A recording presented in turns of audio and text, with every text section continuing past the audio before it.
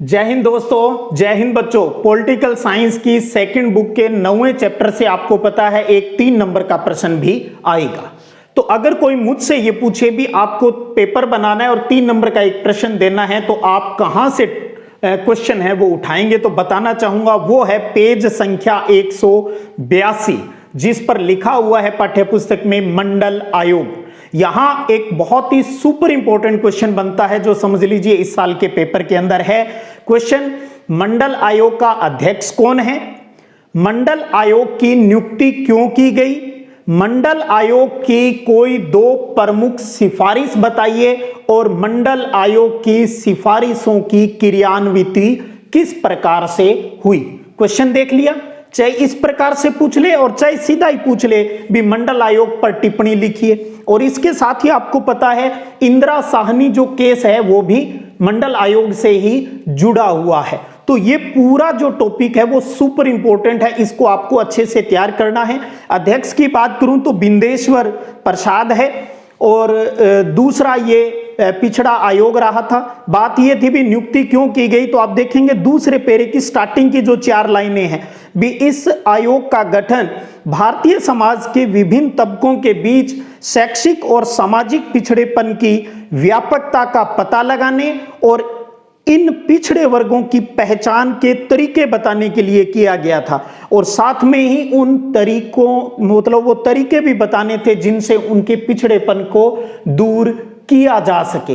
तो ये उसका कारण हो गया। फिर सिफारिशों की बात करें तो 2 सिफारिशें थी प्रमुख। एक पहली थी भी शिक्षा संस्थान यानी स्कूल कॉलेज के अंदर और सरकारी नौकरियों में 27% है वो आरक्षण दिया जाए और साथ में ही भूमि सुधार के जो उपाय हैं उनको भी बताया गया था भी आपको भूमि सुधार के लिए कुछ सुधार है वो करने हैं।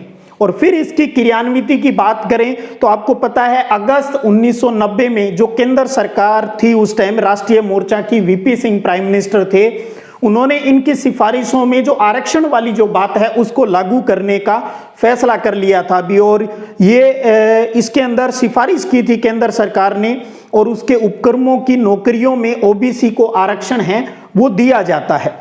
ये इतनी चीजें इससे संबंधित होगी। इसी से जुड़ा हुआ है अपना जो इंदिरा साहनी केस है भी। जैसे ही गवर्नमेंट ने ओबीसी वालों को आरक्षण की बात कह दी थी तो सर्वोच्च न्यायालय के अंदर सुप्रीम कोर्ट में एक केस दर्ज किया था और उसमें से एक का नाम था इंदिरा साहनी, जो उसी के नाम पर इस केस को इंदिरा साहनी केस के नाम से जाना जाता है। और 1992 के नवंबर के अंदर सुप्रीम कोर्ट ने सरकार का जो डिसीजन था आरक्षण वाला उसको सही करार है वो दे दिया था। तो राजनीतिक दलों ने इस फैसले के क्रियान्वयन के तरीके को लेकर जरूर कुछ मतभेद था, लेकिन ओबीसी के आरक्षण देने के मसले के ऊपर सभी राजनीतिक दलों के अंदर सहमति थी। तो इस क्वेश्चन को आप सबसे पहले प्राथमिकता से तैयार करना है। अगले दूसरा जो 3 नंबर का इंपॉर्टेंट क्वेश्चन हो सकता है उसकी बात करें, उससे पहले छोटे क्वेश्चन का थोड़ा सा रिवाइज कर लें भी आपके याद है क्या। क्वेश्चन पूछ रहा हूं, कमेंट करके बताइएगा।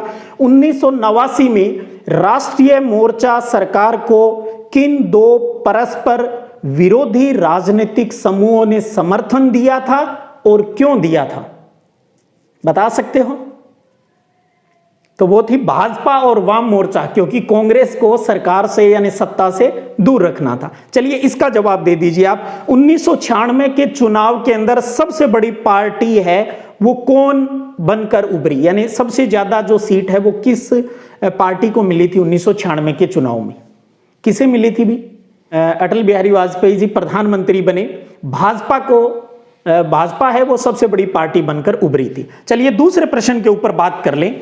और दूसरा प्रश्न है कि 1980 के दशक के अंदर के आखिर के सालों में, आखिर के साल की बात आ जाए तो आपके दिमाग में 1989 के बाद की बात आ जानी चाहिए भी। भारतीय राजनीति में जो बदलाव हुए उनमें से कोई 3 बदलाव बताइए। तो पाठ के स्टार्टिंग के ही जो पेज संख्या 173, 74 और 75 है वहां पर आप देखेंगे 5 प्रकार के परिवर्तनों की बात है वो की गई, जिसमें एक तो था भी 1989 के चुनाव में कांग्रेस हार गई थी और 197 सीटें ही मिली थी। और दूसरा ये था भी मंडल आयोग आया और उसकी सिफारिशें हैं वो लागू की गई। तीसरा आर्थिक नीति अपनाई गई थी। आपको पता है 1991 के अंदर जो उदारीकरण, निजीकरण और वैश्वीकरण की नीति लाई गई थी ताकि देश का आर्थिक विकास हो सके। और चौथी जो घटना घटित हुई थी दिसंबर 1992 के अंदर, अयोध्या विवाद वाला बाबरी मस्जिद है वो गिरा दी गई थी। और सबसे लास्ट में जो बड़ा चेंज जो देखने को मिला वो ये था भी राजीव गांधी की हत्या हो जाती है मई 1991 में, और उसके बाद में कांग्रेस पार्टी की तरफ से नरसिम्हा राव देश के प्राइम मिनिस्टर बनते हैं। तो ये 5 मुद्दे हैं, कोई 3 को आपको अच्छे से दिमाग में रखना है। एक प्रश्न और बताना चाहूंगा इस चैप्टर का, वो है पेज संख्या 178 से फोटो लगी है इंदिरा की और गठबंधन वालों की, उसके जस्ट नीचे की लाइन उठाइए मैंने कि 1989 के चुनावों से भारत में गठबंधन की राजनीति के एक लंबे दौर की शुरुआत हुई, स्पष्ट कीजिए। तो ये जो पहला ही पैरा है उसको आपको उसमें उत्तर के लिए तैयार है वो करना है, पहला एक पैरा, इतना ही बस, यानी प्रवृत्ति बदल गई यहां तक की ये लाइन। और एक क्वेश्चन जो लास्ट ईयर बोर्ड के अंदर आया था, मुझे लग रहा है भी इस साल वो शायद रिपीट नहीं हो, लेकिन हालांकि वो बहुत बड़ा मुद्दा है इस चैप्टर का मंडल आयोग के बाद में, लेकिन लास्ट ईयर पूछ गया तो थोड़ा सा लगता है भी इस साल संभावना कम है। फिर भी अगर कोई बच्चा थोड़ा सा उसको देख सकता है, और वो है 2004 के लोकसभा चुनाव के बाद किन मसलों पर अधिकतर दलों के बीच व्यापक सहमति बनी थी। तो 4 है, उनमें से कोई 3 अच्छे से आप तैयार कर सकते हो। 190, 91 और 192 नंबर पेज पर दिया है, जिसमें पहला है भी नई आर्थिक नीति पर सहमति थी, दूसरा था भी पिछड़ी जातियों के राजनीतिक और सामाजिक दावे की स्वीकृति थी, हेडिंग बनाकर आप पॉइंट बनाकर लिख सकते हैं अच्छे से, और तीसरा था देश के शासन में जो प्रांतीय दलों की भूमिका है उसकी स्वीकृति, और चौथा था विचारधारा की जगह कार्य सिद्धि पर जोर और विचारधारात्मक सहमति के बगैर राजनीतिक गठजोड़। ये 4 बिंदु थे, तो आप देखना चाहे तो कोई 3 बिंदु इसमें से जरूर है, वो देख लीजिएगा। तो ये थे 9वें चैप्टर के 3-3 नंबरों के हिसाब से सुपर इंपॉर्टेंट क्वेश्चन, और मंडल आयोग तो अच्छे से तैयार कर ही लीजिएगा। चलिएगा आगे, फिर और भी इसी प्रकार के क्वेश्चनों की और पाठ्य पुस्तक से कहां से लिया गया है ये बताऊंगा आपको, ताकि आप वहां से थोड़ा सा उसको अच्छे से रीड आउट है वो कर लें। फिर मिलते हैं, तब तक जय हिंद, जय भारत।